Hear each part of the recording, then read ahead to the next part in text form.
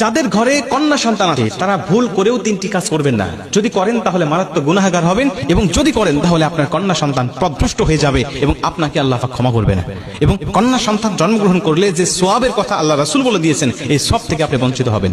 কারণ কন্যা সন্তান একটা মানুষের জন্য, একটা বাবা মার জন্য শ্রেষ্ঠ নিয়ামত হিসেবে আল্লাহ পাক দান করে।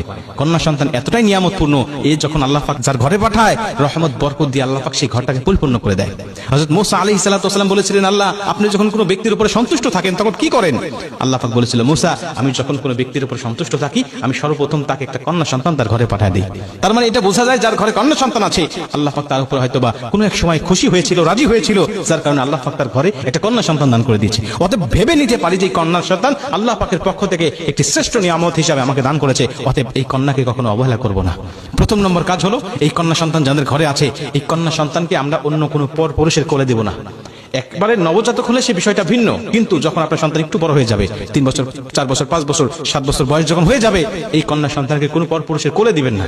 কারণ মানুষ, কিছু কিছু মানুষের চরিত্র পশুর থেকেও নিকৃষ্ট। আল্লাহ পাক বলেন, উলাইকা কাল আনআম বাল হুম আদল, এরা হলো চতুষ্পদ জন্তুর ন্যায়, বরং তার থেকেও নিকৃষ্ট। বর্তমান সময়ে আপনারা দেখেছেন ছোট বাচ্চা থেকে শুরু করে নিয়ে 80 বছরের বৃদ্ধা পর্যন্ত কিন্তু কিছু কিছু মানুষের হাতে নিরাপদ নয়। অতএব আপনার সন্তানকে সবসময় লজ্জা শালীনতা শিক্ষা দিবেন, অন্য কোনো পর পুরুষের কোলে আপনি বসাবেন না। এতে কি হবে? সে হোক ভালো, কিন্তু আপনার কন্যা সন্তানের লজ্জা শরম নষ্ট হয়ে যাবে। আল হায়া ও শু'বাতুম মিনাল ঈমান, নবীজি বলছে লজ্জা শরম হলো ঈমানের অঙ্গ। আপনার সন্তানের কিন্তু লজ্জা শরম ভাঙতে থাকবে। অতএব ছোট্ট থেকেই আপনি তাকে লজ্জা শিক্ষা দিবেন, এটা হলো ঈমানের একটি অংশ, এটা আপনাকে শিক্ষা দিতে হবে। কন্যা সন্তান কোনো পর পুরুষের কোলে দিবেন না, বসাবেন না। সোফায় বসে আছে, আপনি তার কোলে আপনার কন্যা সন্তানকে বসাবেন না। 2 নম্বরে, এই কন্যা সন্তানকে যখন বাইরে পাঠাবেন তখন আপনি তাকে একা একা ছেড়ে দিবেন না। স্কুলে যাক, মক্তবে যাক, মাদ্রাসায় যাক, যেখানে যাক না কেন, আপনি তাকে একা ছেড়ে দিবেন না। আপনি নিজে তাকে রেখে আসবেন, আবার আসার সময় তাকে নিয়ে আসবেন।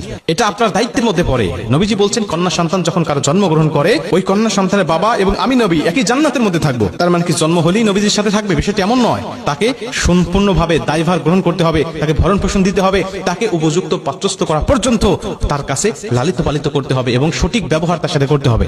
আজকে আমাদের সমাজে ছেলের সাথে যে ব্যবহারগুলো আমরা করি, মেয়েদের সাথে সেই ব্যবহার করি না। ছেলেদেরকে যত ভালোবাসি, মেয়েদেরকে আমরা সেরকম ভালোবাসি না।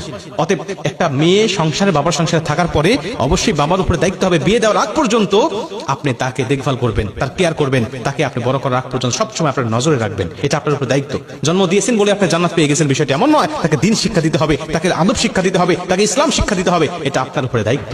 মুসলমান ভাইরা আমার, 3 নম্বরে নবীজি বলেন, যখন তোমার ঘরে কোনো কন্যা সন্তান থাকবে তখন তুমি তোমার কন্যা সন্তানকে 2 চোখে দেখতে পারবে না। তোমার সন্তানকে তুমি ছেলে সন্তানকে এক চোখে দেখো, আর তোমার মেয়ে সন্তানকে তুমি অন্য চোখে দেখো।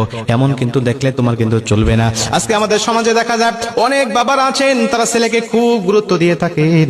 বাহির থেকে কোনো কিছু আনলে ছেলেকে দেন, মেয়ের জন্য কিছু নিয়ে আসেন না, মেয়েকে ভালোবাসেন না। এবং অনেক মায়েরাও আছেন যারা সংসারে যখন একটা বড় মাছ রান্না করা হয়, বড় মাছের মাথাটা সন্তানের পাতে দিয়ে দেয়, আর ওই ছোট্ট মেয়েটার পাতে তেমন কিছু ভালো কিছু দেওয়া হয় না। এরকম ভাবে সন্তানকে, মেয়ে সন্তানকে অবহেলা করা হয়। এক পর্যায়ে এই মেয়েটা যখন শ্বশুর বাড়িতে চলে যায়, তখন শ্বশুর বাড়ি গিয়েও এই মেয়েটা অবহেলার শিকার হয়। আপনি বাবার সংসারে থাকতে মাও তাকে ভালো কিছু খাবার দেয় না, আবার শ্বশুর বাড়ি গেলে তো তার কপালে ভালো কিছু জোটেই না। অতএব মেয়েকে মায়ের সংসারে যখন থাকবে, বাবার সংসারে যখন থাকবে, তখন সমান চোখে দেখতে হবে। নবীজি বলেন, আমি যখন কোনো যুদ্ধে চলে যেতাম বা কোনো বাহিরে কোনো কাজে চলে যেতাম, সবার সাথে সাক্ষাৎ করার পরে সবার শেষে সাক্ষাৎ করতাম আমার মেয়ে হযরতে ফাতেমা রাদিয়াল্লাহু